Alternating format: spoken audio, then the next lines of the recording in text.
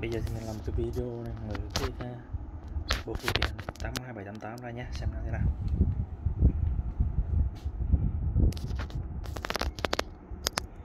Đây.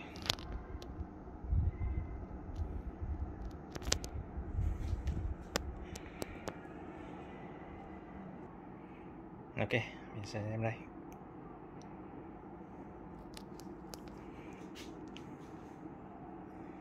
Có những cái gì nha, thì mình ra xem phần chính của nó nhất. Đây là cái Hàn Tig ST26V,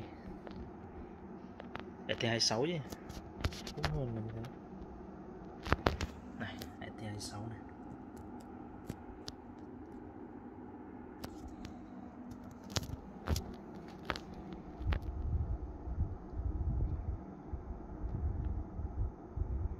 Ok,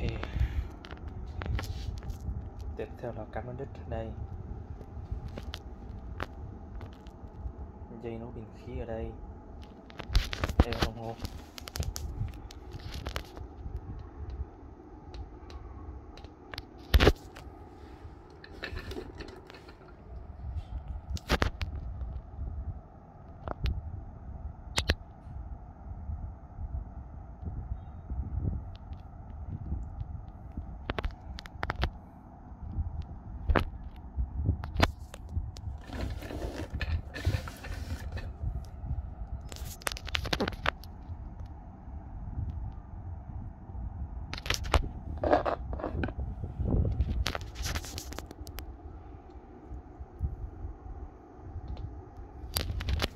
Ok, tôi đã chọn rồi.